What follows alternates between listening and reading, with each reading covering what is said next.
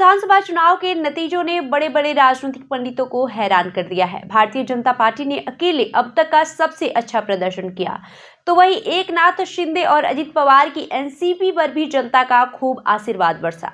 इससे ठीक उलट जीत की उम्मीद लगाए बैठी महाविकास अघाड़ी को तो इस नतीजे के बाद से साफ ही सूंघ गया। कोई भी बड़ा नेता खुलकर इस हार पर बोलने को तैयार नहीं है। सबसे ज्यादा झटका तो कांग्रेस को लगा है। 288 में उसे महज 17 सीटें नसीब हुई है, जो उद्धव ठाकरे की शिवसेना से भी कम है। लोकसभा में इंडिया गठबंधन की पार्टियों से ज्यादा सीट लाने वाली कांग्रेस को 7 महीने के अंदर हरियाणा के बाद दूसरा बड़ा झटका लगा है। ऐसे में केंद्र की राजनीति में भी कांग्रेस का पलड़ा कमजोर हुआ है। चुनाव से पहले कई राजनीतिक विश्लेषकों ने कड़े क्षेत्रीय मुकाबलों की आशंका जताई थी और कहा जा रहा था कि निर्दलीय और बागी उम्मीदवार ही तय करेंगे कि किस गठबंधन को बढ़त मिलेगी। कई लोगों को तो ये उम्मीद भी थी कि नतीजों के बाद कई पार्टियां और विधायक मुख्यमंत्री की कुर्सी हासिल करने के लिए पाला बदल लेंगे, लेकिन नतीजे एक तरफा रहे। भारतीय जनता पार्टी एकनाथ शिंदे की शिवसेना और अजित पवार की राष्ट्रवादी कांग्रेस पार्टी वाले गठबंधन महायुति ने कांग्रेस शरद पवार की राकांपा और उद्धव ठाकरे की शिवसेना वाले गठबंधन इंडिया यानी महाविकास अघाड़ी को बुरी तरह से हरा दिया है। भाजपा ने 2014 के अपने अब तक के सर्वश्रेष्ठ प्रदर्शन को भी पीछे छोड़ दिया है। वहीं कांग्रेस को राज्य के इतिहास में अपने सबसे कम सीटों पर संतोष करना पड़ा है। ये नतीजे 1990 के दशक से चले आ रहे उस स्थिर पैटर्न को बदलते हुए नजर आ रहे हैं, जहां एक तरफ बीजेपी और शिवसेना और दूसरी तरफ कांग्रेस और राकांपा के बीच सीधा मुकाबला होता था। 2014 के लोकसभा चुनाव में मिली जीत के बाद भाजपा का विस्तारवादी तेवर सामने आया। पार्टी अब राज्य की राजनीति में शिवसेना के पीछे दूसरे नंबर पर नहीं रहना चाहती थी। 2014 के विधानसभा चुनाव में अकेले चुनाव लड़ने का उसका दांव सही साबित हुआ। पार्टी 122 सीटों के साथ सबसे बड़ी पार्टी बनकर उभरी, हालांकि बहुमत से दूर रही। सहयोगी दल अंततः सरकार बनाने के लिए एक साथ आए और 2019 का विधानसभा चुनाव गठबंधन में लड़ा।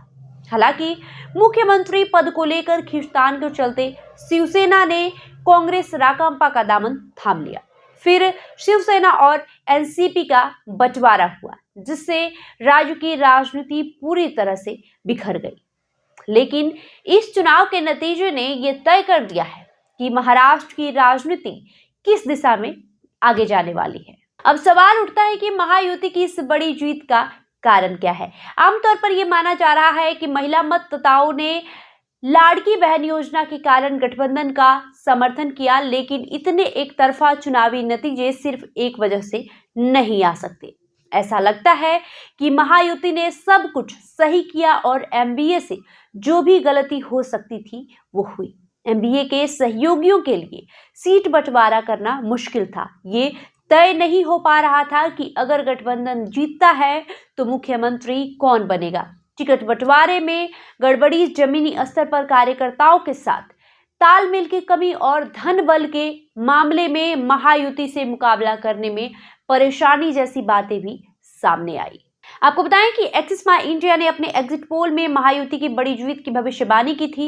एक्सिस माई इंडिया ने अपने एग्जिट पोल में यह भी संकेत दिया था कि महायुति को महिला मतदाताओं का अच्छा खासा समर्थन मिल रहा है। ये ध्यान रखना जरूरी है कि गठबंधन को विभिन्न सामाजिक आर्थिक वर्गों में बढ़त हासिल थी। भाजपा ने गठबंधन मुस्लिमों को छोड़कर सभी समुदायों में आगे रहा। गठबंधन को अनुसूचित जनजातियां, मराठा और कुणबी समुदायों में मामूली बढ़त मिली।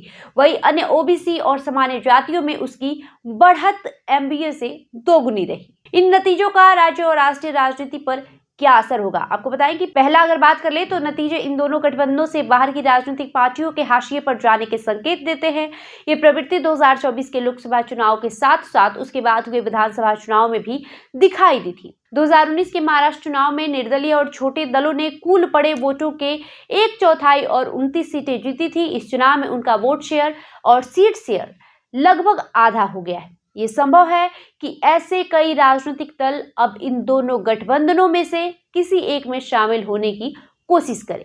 दूसरा अगर बात कर ले तो ये देखना बाकी है कि बाला साहब ठाकरे की विरासत को कौन सी शिवसेना आगे ले जाएगी, लेकिन उनके परिवार का राजनीतिक रसूख कमजोर पड़ा है। राज ठाकरे की महाराष्ट्र नवनिर्माण सेना पहले ही हाशिए पर है और उद्धव के गुट का लोकसभा चुनाव में भी प्रदर्शन खराब रहा था। अगर उद्धव की पार्टी को बीएमसी चुनाव में भी ऐसी ही हार का सामना करना पड़ता है तो उनके लिए पार्टी के टिकट पर जीत हासिल करने वाले विधायकों को साथ रखना मुश्किल होगा। तीसरा अगर कारण की बात करें तो ऐसा लग रहा है कि कांग्रेस लोकसभा चुनाव में अपने शानदार प्रदर्शन के बाद फिर से उसी जगह पहुंच गई है।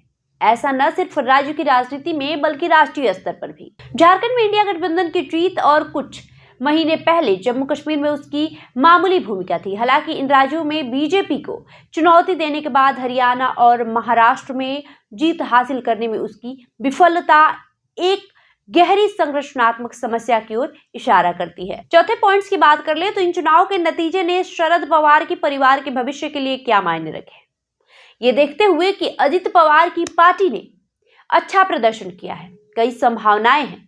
क्या परिवार के भीतर सुलह होगी? और पांचवा और आखिरी पॉइंट्स की बात करें तो महाराष्ट्र और हरियाणा के बाद बीजेपी को थोड़ी राहत मिली होगी, लेकिन उसे इस बात पर गंभीरता से विचार करने की जरूरत है कि झारखंड में क्या गलत हुआ जहां पार्टी सत्ता में वापसी की उम्मीद कर रही थी। बहरहाल आपका इस वीडियो पे जो भी राय होगा हमें कमेंट करके जरूर बताएं। साथ ही तमाम राजनीतिक खबरों को देखने के लिए हमारे यूट्यूब चैनल को सब्सक्राइब कर लें। धन्यवाद।